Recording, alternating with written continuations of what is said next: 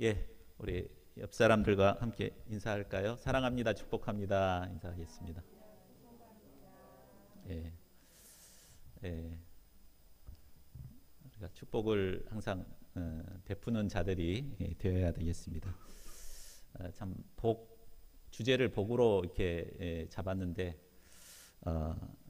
참 사실 복이 중요한데 또 성경은 하나님께서 복을 주시기를 원하는데 우리가 참 복을 말하기가 참 어려운 시대가 아닌가 싶습니다. 왜냐하면 너무나 이제 구복 신앙의 잘못된 신앙을 갖고 있기 때문에 그렇지 않나 싶습니다. 오늘 말씀을 통해서 우리가 정말 구해야 할 복이 무엇인가, 또 우리가 받고 누려야 할 복이 무엇인가를 잘 배울 수 있으면 좋겠습니다. 자, 요절 말씀 6장 24절에서 26절 상반절을 우리 같이 읽겠습니다. 시작. 여호와는 내게 복을 주시고 너를 지키시기를 원하며 여호와는 그의 얼굴을 내게 비추사 은혜 베푸시기를 원하며 여호와는 그 얼굴을 내게로 향하여 드사 평강 주시기를 원하노라. 고마우신 하나님, 참 허물지고 연약한 저희들을 택하시고 구원하시고 또 복주사 하나님의 축복된 삶을 살아갈 수 있게 하신 것을 감사합니다. 참 저희가 진정 하나님의 복을 받는 길이 무엇인지 잘 알지 못하고 참 구복신앙에 빠져 지낼 때가 많은 자들인 것을 고백합니다. 이 시간 말씀을 통해서 하나님의 복을 받기 위해서 또 하나님의 축복이 무엇인가를 깊이 깨닫고 영접하는 귀한 시간이 될 수 있도록 이 시간을 축복하여 주시옵소서. 성령을 의지하고 다만 종은 예수 그리스도 이름으로 기도하였습니다. 아멘. 여기 피아노 마이크를 좀 꺼주시겠습니까? 피아노 마이크가 켜져 있으니까 조금 하우링이 생기네요. 예. 자, 한국에서 제작된 넷플릭스 드라마 오징어 게임, 요즘 한창 화두가 되고 있죠. 이 오징어 게임이 우리나라뿐만 아니라 전 세계에 인기몰이를 하고 있습니다. 이 드라마가 9월 17일에 넷플릭스에 올라왔는데 불과 10일 만에 전 세계 66개국에 다 1위를 하고 있다고 합니다.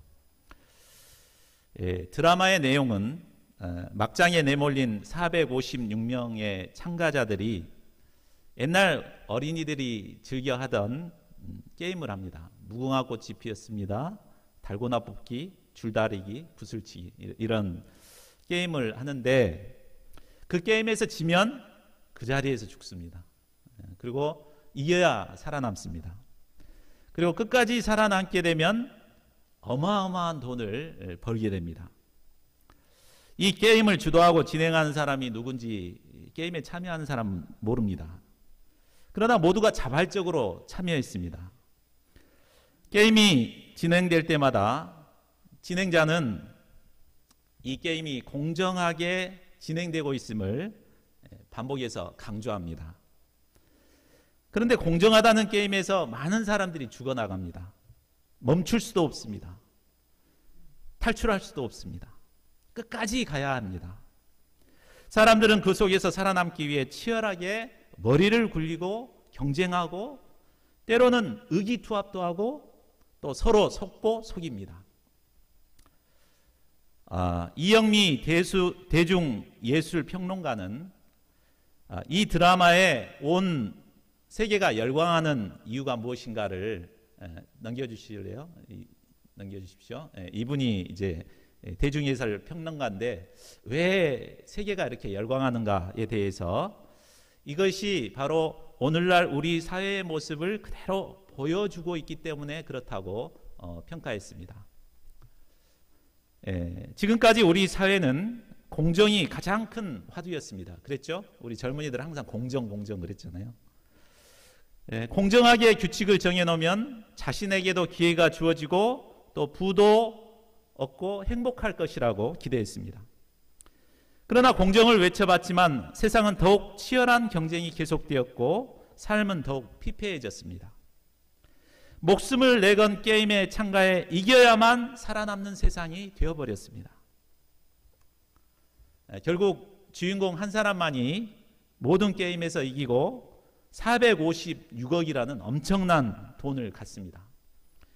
그러나 그는 그 돈을 통장에 넣어놨는데도 전혀 행복하지가 않습니다. 그는 통장에 넣어준 상태로 그대로 노숙자의 삶을 살아갑니다.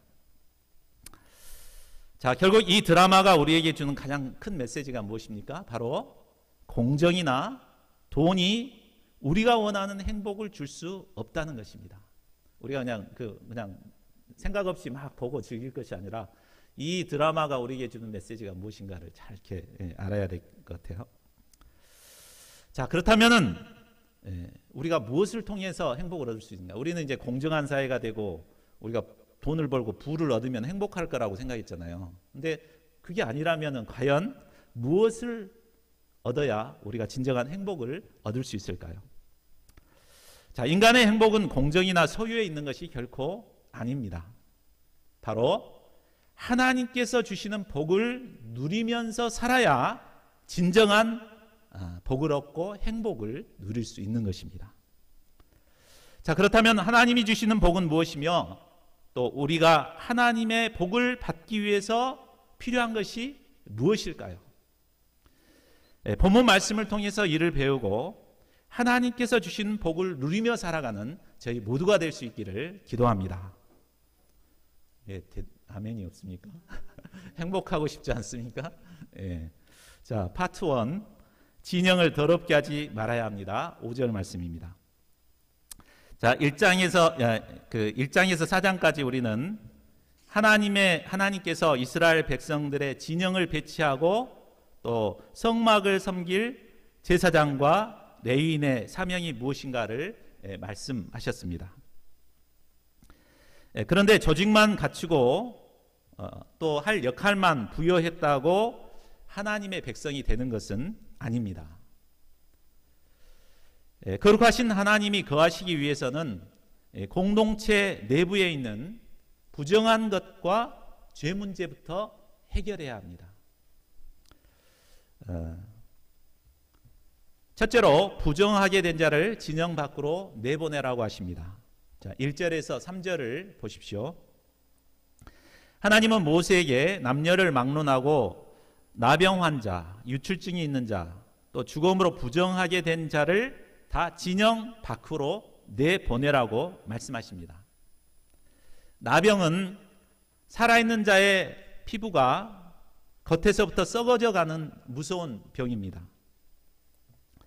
보기에 흉측하기도 하지만 접촉을 통해서 가까운 사람들을 전염시킬 수 있는 병입니다. 유출증은 생식기에서 피가 나고 고름이 흘러나오는 병입니다. 이것은 주로 성적인 접촉을 통해서 전염되게 됩니다. 사람이 죽게 되면 그 몸속에 병균들이 있겠죠. 근데 그 숙주가 죽으면 병균들이 같이 죽게 되니까 이제 다른 숙주를 찾기 위해서 아주 왕성하게 활동을 한다고 합니다. 이 때문에 죽은 자와 접촉하거나 주검이 있던 곳에 이렇게 사람이 만지거나 호흡을 하거나 그렇게 되면 옮길 수가 있는 것입니다. 이 때문에 하나님께서는 미리 그것을 방지하도록 하기 위해서 이런 자들을 진영 바깥으로 다 내보내도록 하십니다. 이것은 마치 코로나19 환자가 확진을 받았거나 접촉자가 되었으면 격리시키는 것과 같습니다. 참 지금부터 해서 5,000년 전에 하나님께서 이렇게 하셨다는 게 참 놀랍지 않습니까? 요즘 와서야 막 격리하는 게 중요하다고 막 이렇게 하는데 하나님께서 미리 이렇게 하신 것입니다. 그런데 이는 전염을 방지하는 이유도 있겠지만 무엇보다 진영 안을 정결하게 유지하기 위함입니다. 성경은 나병이나 유출병 그리고 사람의 죽음을 죄에 대한 하나님의 심판으로 말씀하고 있습니다. 죄의 요소들은 아주 전염성이 강합니다. 옆에서 죄 짓는 사람이 있으면 그러면 안 돼 이렇게 하다가 점점 자기도 전염됩니다. 그러죠? 그렇기 때문에 이 죄 짓는 자들을 진영 바깥으로 보내야 합니다. 왜냐하면 거룩하신 하나님이 이스라엘의 진영 가운데 거하시기 때문입니다. 하나님께서는 레위기 11장 45절에서도 말씀하셨습니다. 나는 여호와 너희의 하나님이 되려고 너희를 애굽 땅에서 인도하여 낸 여호와라. 내가 거룩하니 너희도 거룩할지어다. 하나님은 거룩하십니다. 거룩하시기 때문에 거룩한 자에게 또 거룩한 교회에 거하시기를 기뻐하십니다. 그 교회가 아무리 크고 화려해도 그곳이 거룩하지 않다면 하나님께서는 그곳에 거하시지 않으십니다. 하나님이 거하시는 거룩한 모임이 되기 위해서는 우리 안에 죄악된 것들을 진영 바깥으로 내보내야 합니다. 이는 죄에 대한 분명한 회개와 결단을 의미합니다. 그래야 할 때 하나님께서 우리 가운데 거하시고 우리는 하나님이 주시는 복을 누릴 수 있습니다. 둘째로 인간관계에서의 모든 죄를 해결해야 합니다. 5절에서 9절입니다. 공동체의 거룩성을 위협하는 또 다른 이유는 다른 사람에게 죄를 짓고 해결하지 못함으로 갈등과 다툼 가운데서 살아가는 것입니다. 자, 6절을 보십시오. 살다 보면 남자나 여자나 사람들이 범하는 죄를 범할 수 있습니다. 여기서 사람들이 범하는 죄란 레위기 6장 1절에서 7절까지 나와 있습니다. 이웃에게 맡긴 물건이나 담보물을 속이거나 도둑질한 죄, 이웃의 것을 강제로 빼앗는 죄, 남이 잃어버린 물건을 슬그머니 주워다가 감춘 죄, 또 거짓 증언을 통해서 손해를 입히고 상처를 준 죄 등등의 죄를 말합니다. 살면서 이런 일에 엮이고 싶지를 않지만 원치 않게 우리는 살다 보면 이런 일에 종종 엮이게 됩니다. 누가 급하다고 돈 좀 빌려주라. 돈 생기면 바로 갚겠다. 그래가지고 참 내가 쓸 돈을 딱 미리 주죠.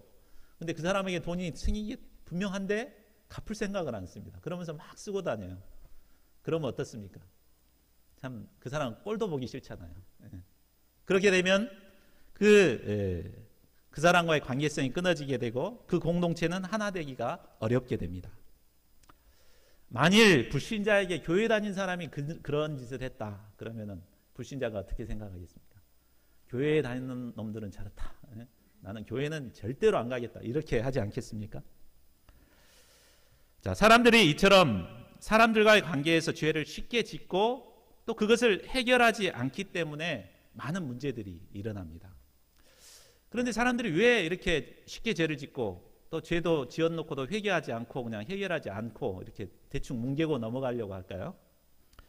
그것은 죄를 너무 가볍게 생각하기 때문입니다. 그런데 6절을 자세히 보면 우리가 사람들에게 죄를 범하는 것은 바로 여호와를 거역하는 심각한 죄가 됨을 말해줍니다. 사람들에게 죄를 범하는 것은 바로 하나님을 거역하는 것입니다. 하나님께서 분명히 하지 말라고 계명을 주셨고 율법을 주셨는데 그것을 어긴 하나님께 죄를 짓는 것입니다. 우리가 그 사람에게 죄를 짓는 게 아니라 하나님께 죄를 짓는다는 이런 심각한 문제의식이 있을 때 함부로 죄를 짓지 않고 서로 짓는다더러 빨리 그 문제를 해결하려고 할 것입니다. 자, 그렇다면 우리가 어떻게 이 사람과의 죄 문제를 해결할 수 있을까요? 7절을 보십시오. 가장 먼저는 자신이 지은 죄를 자복해야 합니다. 내가 피해를 준 사람에게 가서 자신의 잘못을 인정하고 용서를 구하는 것입니다. 그것이 먼저가 돼야 됩니다. 예수님께서도 마태복음 5장 23, 24절에서 예물을 제단에 드리려다가 거기서 내 형제에게 원망 들을 만한 일이 생각나면 어떻게 하라고 했습니까? 예물을 제단 앞에 두고 먼저 가서 형제와 화목하고 그 후에 가서 예물을 드리라고 했습니다. 하나님께 용서를 구하는 것보다도 먼저 피해 당사자에게 자신의 죄를 자복하고 용서를 구하는 것이 우선되어야 한다는 말입니다. 근데 우리는 거꾸로 생각하기 쉽죠. 하나님께 회개하고 그랬으면 그것이 끝이다 이렇게 생각하는데 먼저 피해를 준 사람에게 가서 용서를 구하는 것이 중요합니다. 그리고 난 뒤에 죄의 빚을 갚아야 합니다. 갚은데 어떻게 갚아야 됩니까? 피해액의 5분의 1을 더해서 보상해야 합니다. 만약에 1,000만 원의 피해를 입혔다면 얼마를 갚아야 돼요? 1,200만 원을 이렇게 갚아야 합니다. 그 다음에 하나님께 속죄할 속죄 순양을 드려서 속건제를 드려야 합니다. 그러니까 죄를 한번 짓고 이렇게 나면은 얼마나 부담이 돼요. 한번 이렇게 하고 난 사람은 다시는 죄를 짓지 않고자 얼마나 투쟁하겠습니까? 자신이 손해가 되니까 절대 죄를 짓지 않고자 할 것입니다. 그렇게 되면 그 모임은 죄를 짓지 않는 거룩한 공동체가 이루어질 수 있습니다. 그리고 하나님께서는 그곳에 거하기를 기뻐하실 것입니다. 반면에 죄를 지어도 아무런 피해도 보지 않고 오히려 자신에게 이익이 된다고 하면은 어떻게 할까요? 사람들이 계속해서 죄를 짓겠죠. 속이고 거짓말하고 막 이렇게 하는 세상이 되어버릴 것입니다. 거룩하신 하나님은 더 이상 그런 곳에 거하실 수 없으십니다. 그러므로 우리는 사람들에게 범한 사소한 죄라도 하나님께서 알려주신 방법대로 정말 먼저 그에게 가서 사과하고 또 보상해주고 또 그 다음에 하나님 앞에 속죄를 드리고 이런 가운데 하나님께서 기뻐하시는 거룩한 공동체를 이루어갈 수 있기를 기도합니다. 셋째로 부부간에 생긴 의심을 해결해야 합니다. 굉장히 말씀이 깁니다. 11절에서 31절까지 무려 20절에 해당됩니다. 남편과 아내 사이에 생긴 의심의 문제를 다루고 있는데 그 분량이 굉장히 많고 상세합니다. 그 이유가 무엇이겠습니까? 부부간의 의심의 문제를 해결하는 것이 그만큼 중요하기 때문입니다. 부부간의 신뢰가 깨지고 의심이 시작되면 그 가정은 지옥으로 변해버립니다. 부부간의 다툼이 끊이지 않게 되고 자녀는 그 사이에서 깊은 상처를 받게 됩니다. 정신과 의사들은 부부간에 가장 고치기 힘든 정신병이 바로 의처증, 의부증이라고 합니다. 전혀 이렇게 그 근거도 없는데 무조건 의심합니다. 이런 사람들은 대부분 부모님이 불륜을 했던 것을 자기가 보고 경험했던 사람들이 많다고 그래요. 그런 사람들이 자기 아내도 그럴 것이다. 이런 잠재의식 속에서 그렇게 의심을 하는데 이것은 해결이 잘 안 되는 이런 문제죠. 자, 그런데 하나님께서는 이 문제를 어떻게 해결하십니까? 자, 15절을 보십시오.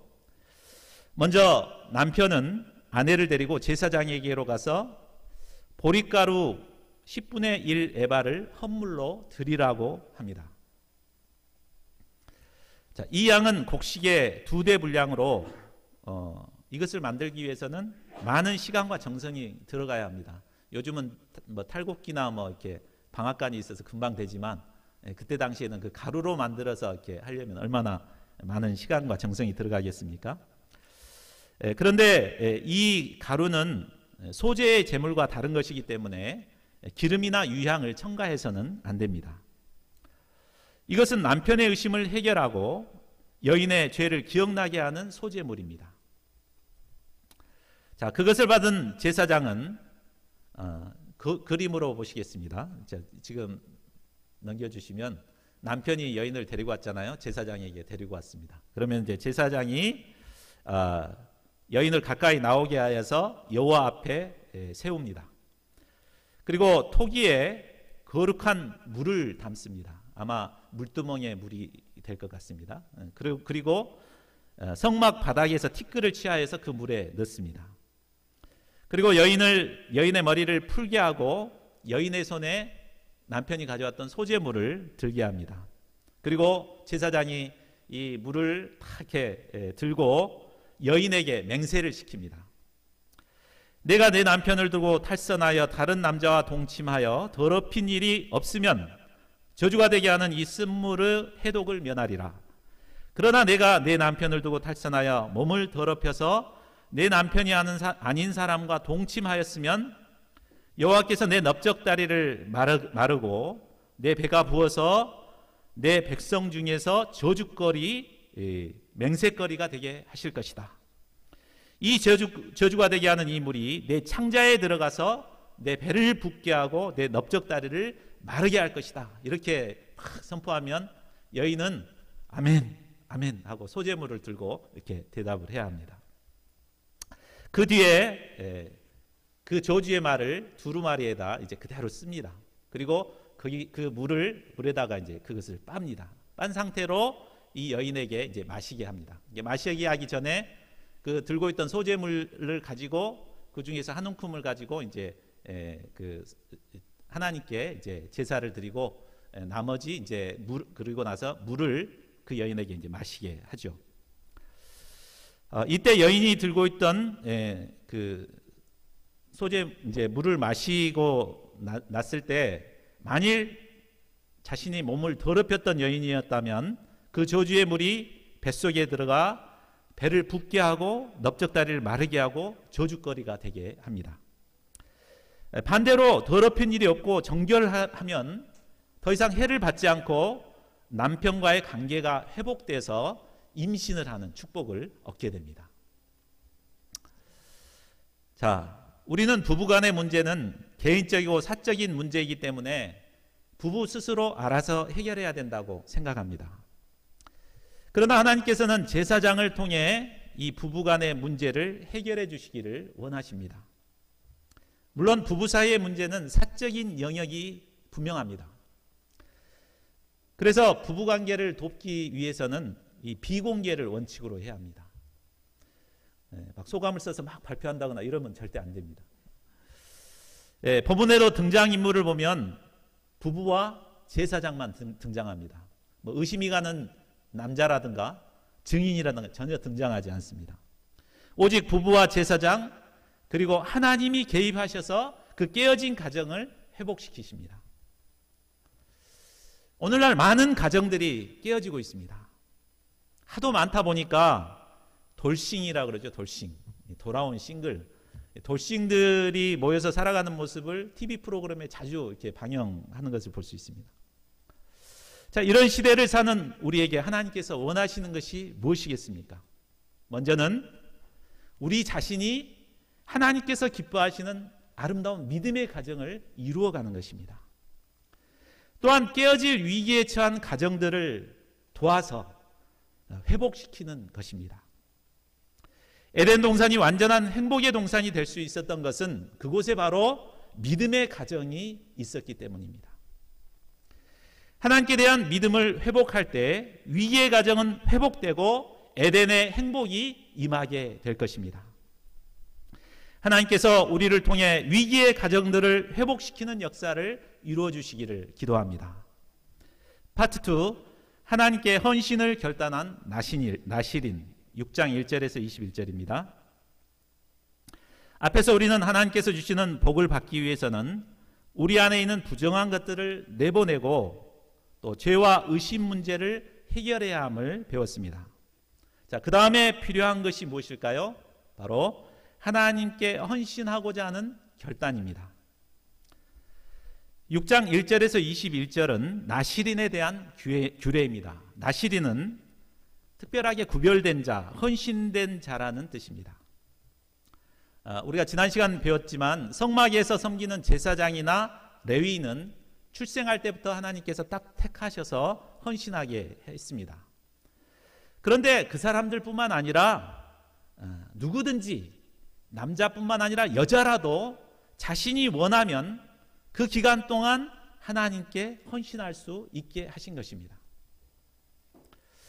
나실인에는 크게 세 가지 금기사항이 있습니다. 첫째는 포도주나 포도나무에서 난 것까지도 먹지 말아야 한다는 것입니다. 포도주는 사람의 기분을 좋게 하기 때문에 주로 잔치집에 많이 사용됩니다. 그래서 가나의 혼인잔치 때 이제 포도주를 막 마시잖아요. 그런데 술이 들어가면 기분은 좋아지지만 반면에 판단력이 흐려지고 죄의 유혹에 쉽게 넘어가는 그 위험성이 있습니다. 때문에 거룩하게 구별된 나실인들은 포도나무에서 난 포도주뿐만 아니라 생포도나 건포도, 심지어 씨나 껍질도 먹지 말아야 합니다. 둘째는 머리털을 밀어서는 안 됩니다. 나시린에게 머리털은 자신이 하나님께 헌신된 사람이라는 것을 상징하는 것입니다. 때문에 소원 기간 중에는 절대 머리에 삭도를 대서는 안 됩니다. 남자의 그 머리는 머리에 따라서 이렇게 풍기는 게 다르잖아요. 그래서 굉장히 비싼 돈을 주고 막 머리를 많이 하죠. 근데 나시린은 그런데 신경 쓰지 말라는 거예요. 그냥 길고 다니라는 거죠.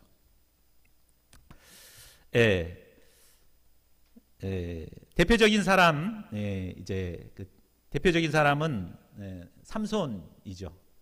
삼손도 나시린이었습니다. 그는 자기 소견에 옳은 대로 살아가던 시대에 살았지만 힘의 원천이 되는 머리를 하나님께서는 자르지 말라고 그가 한 가지만 부탁하셨습니다. 그가 머리를 자르지 않았을 때는 헐크처럼 천하무적이었습니다.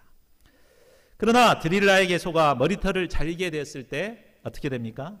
자신의 힘을 잃고 블레셋 사람들에게 잡혀가서 자기 눈이 뽑히고 쇠사슬에 묶여 맷돌을 돌리는 비참한 신세로 전락하게 됩니다.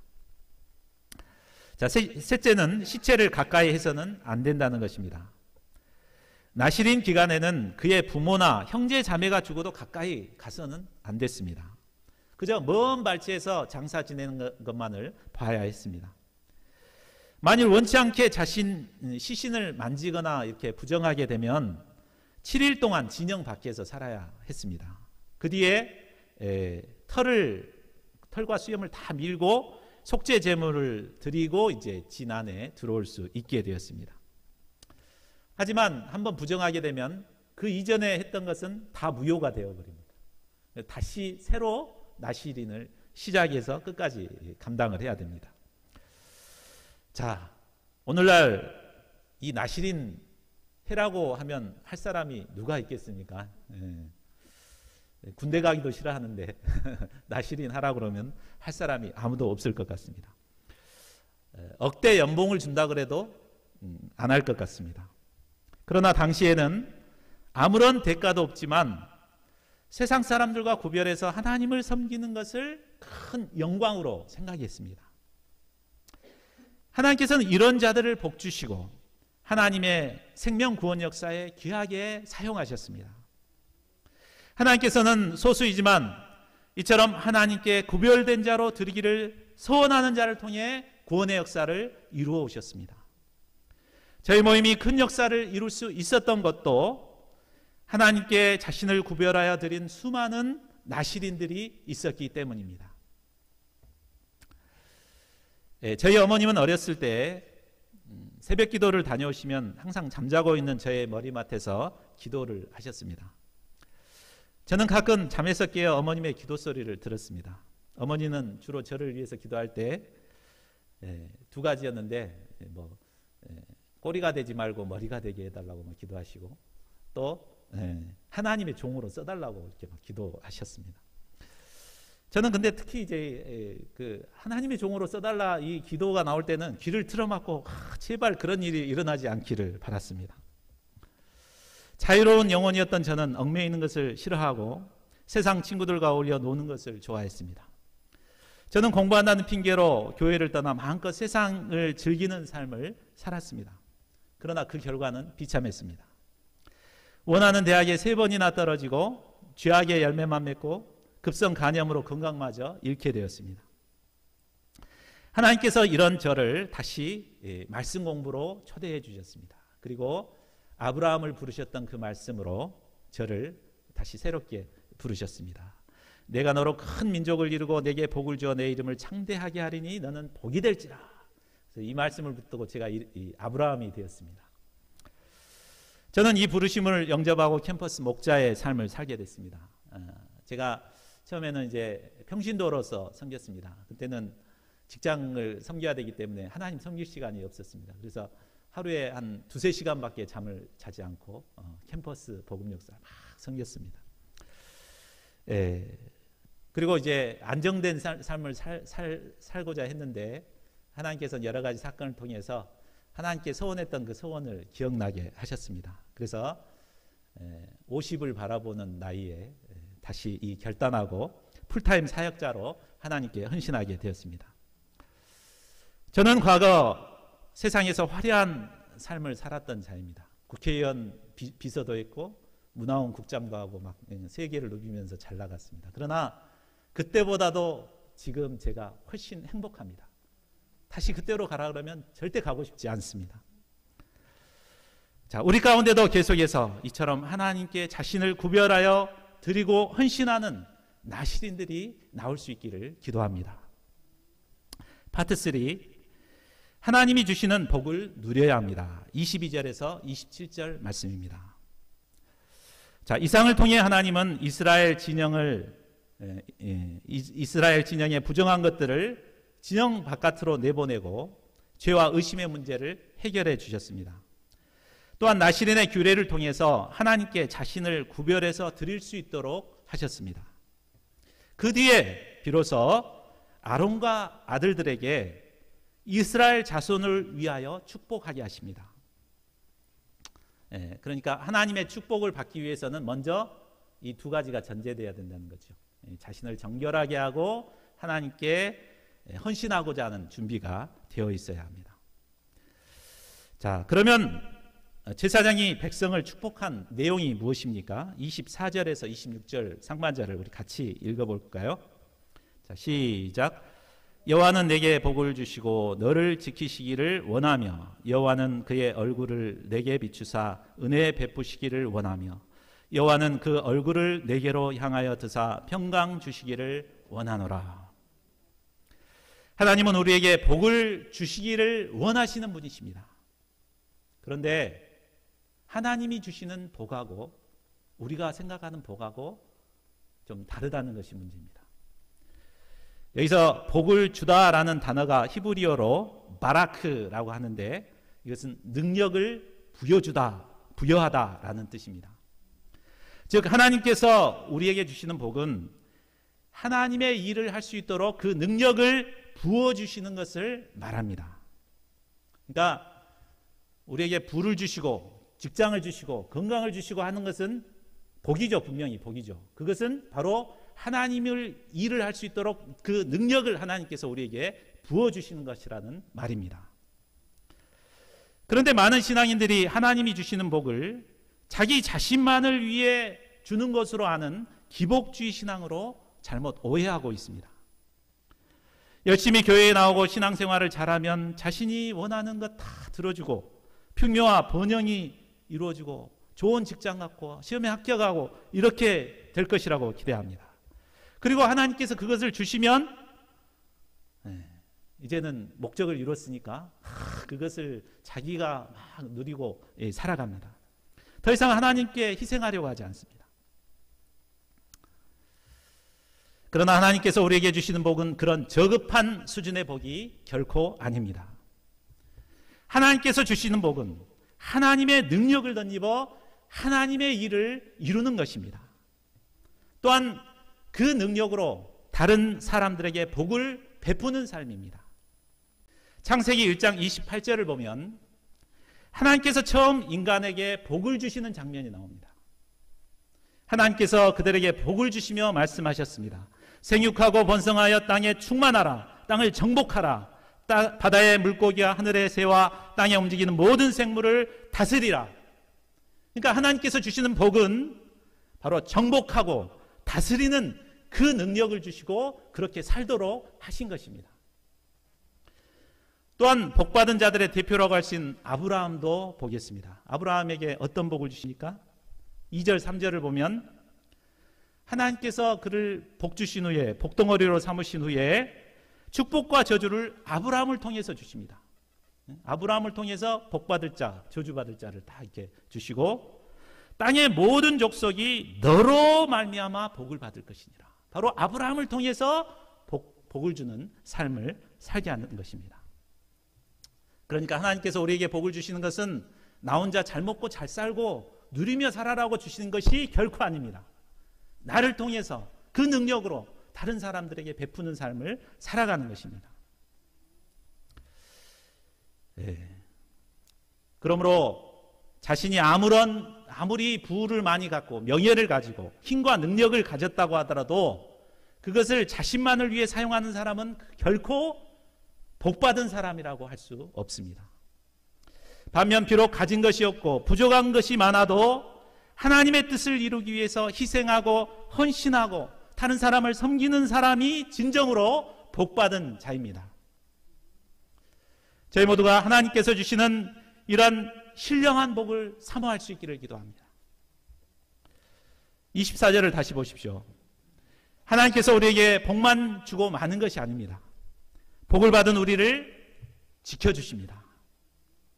우리가 하나님이 주신 복을 받아서 하나님의 뜻을 이루어 가려다 보면 하나님의 일을 중단시키려는 사탄 마귀의 공격을 받게 됩니다. 그러나 하나님께서는 우리의 방패가 되셔서 내적 외적인 공격 가운데서도 우리를 지켜주십니다. 이 말은 우리를 하나님의 귀한 존재로 여기시고 지키시고 보호하신다는 말입니다. 이 하나님의 지키심이 있기 때문에 우리는 이 모든 어려움을 이기고 하나님의 뜻을 이루어갈 수 있습니다. 또한 하나님께서는 이런 우리를 사랑스럽고 흡족한 표정으로 바라보시고 은혜를 베풀어 주십니다.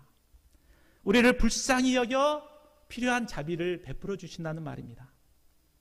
그래서 우리가 물질이 부족하면 물질을 더 주시고 도와줄 사람이 필요하면 도와줄 사람도 보내주십니다. 또한 자비로운 하나님의 얼굴이 우리에게 향하게 되어 우리를 주목하시면 우리는 평강을 누리게 됩니다. 하나님이 주시는 평강을 덧입게 될 때 우리는 어떤 힘든 상황에서도 참 평안을 얻게 됩니다. 진정한 행복을 누리게 되는 것입니다. 맨발의 전도자 최춘선 할아버지를 아십니까? 자, 이분은 한때 김포의 대부분의 땅을 소유했던 거부였습니다. 이분의 땅이 어느 정도냐면 김포공항의 대로에서부터 인천국도, 저는 잘 모르겠는데 그 어마어마한 땅이 다 자신의 소유였습니다. 지금 그걸 갖고 있으면 얼마나 부자가 됐겠습니까? 그런데 복음을 영접한 후 그는 자신이 가진 재산으로 거지들이나 노숙자들을 섬겼습니다.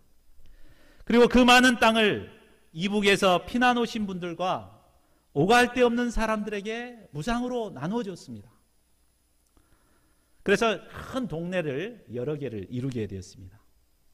최춘선 할아버지 한 분을 통해 수많은 사람이 하나님이 주시는 복을 누리며 살아가게 되었습니다. 그러면서도 이분은 하나님께 부름을 받아 가는 그날까지 맨발로 복음을 전하는 삶을 사셨습니다. 이분이야말로 하나님의 복을 받고 누리는 진정으로 복을 받은 자였습니다. 복을 주시기 원하시는 하나님께서는 이미 우리에게도 복을 주셨습니다. 우리에게 생명을 주시고 건강을 주시고 지혜와 능력도 주셨습니다. 어떤 분에게는 부와 명예도 주셨습니다. 우리는 먼저 하나님께서 나에게 이런 복을 주신 이유가 무엇일까 깊이 고민해 봐야 됩니다. 하나님께서 이 능력으로 무엇을 하라고 나에게 이런 복을 주셨을까 고민해 보고 그 하나님의 뜻을 찾아서 그 일을 감당해야 합니다. 그래야 할 때 우리는 하나님이 주시는 복을 충만하게 누리고 참된 행복을 얻게 됩니다. 또한 하나님께서는 그런 자들에게 더 큰 복을 부여해 주십니다. 말씀을 맺겠습니다. 이 쌍을 통해 우리는 하나님께서 우리에게 주시는 복이 무엇인가, 또 하나님의 복을 받기 위해서 우리에게 필요한 것이 무엇인가를 배웠습니다. 우리가 하나님께서 주시는 진정한 복을 받고 누리기 위해서는 먼저 부정한 모든 죄들을 내보내야겠습니다. 다음으로 자신을 구별하여 하나님께 드리고자 헌신하는 자세를 가져야 하겠습니다. 이때 하나님께서는 우리에게 하나님의 선한 능력을 주시고 우리를 통해 많은 사람들에게 복을 나누어 주는 복된 삶을 살게 하실 것입니다. 하나님이 주시는 복으로 말미암아 진정한 행복을 누리며 살아가는 저희 모두가 될 수 있기를 간절히 기도합니다. 우리 요절 말씀 우리 손을 벌려서 옆 사람을 축복하는 마음으로 같이 읽어보겠습니다. 자, 시작. 여호와는 내게 복을 주시고 너를 지키시기를 원하며 여호와는 그의 얼굴을 내게 비추사 은혜 베푸시기를 원하며 여호와는 그 얼굴을 내게로 향하여 드사 평강 주시기를 원하노라.